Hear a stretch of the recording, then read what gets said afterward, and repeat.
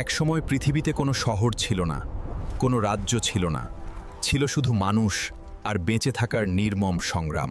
মানুষ ধীরে ধীরে বুঝতে শিখল, যেখানে পানি আছে সেখানেই জীবন আছে, আর সেখানেই লুকিয়ে আছে নতুন ভবিষ্যৎ। যাযাবর মানুষের পা এক জায়গায় থামতে শুরু করল। জন্ম নিল প্রথম বসতি, প্রথম গ্রাম, প্রথম আপন ঠিকানা। যেদিন মানুষ শুধু শিকার না করে মাটিতে বীজ বুনতে শিখল, সেদিনই ইতিহাসের পথ পাল্টে গেল। সবাই আর এক কাজ করল না, কেউ কৃষক, কেউ কারিগর, কেউ নির্মাতা।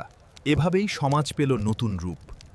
ছোট গ্রাম ধীরে ধীরে বড় হতে হতে জনপদে বদলে গেল।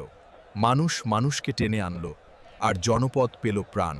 যখন মানুষ শুধু বাঁচার নয়, শাসন আর পরিচালনার কথাও ভাবল, তখনই জন্ম নিল নেতৃত্ব, বিশ্বাস আর ক্ষমতার কেন্দ্র।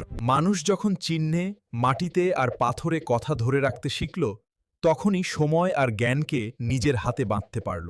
নদীর ধারে জন্ম নেওয়া সেই ছোট ছোট বসতিই একদিন হয়ে উঠল মহান সভ্যতা, যারা পৃথিবীর বুকে মাথা তুলে দাঁড়িয়েছিল। সভ্যতাগুলো হয়তো আজ ধ্বংসস্তূপে ঘুমিয়ে আছে, কিন্তু তাদের শ্রম, জ্ঞান আর স্বপ্নের উপরই দাঁড়িয়ে আছে আজকের পৃথিবী।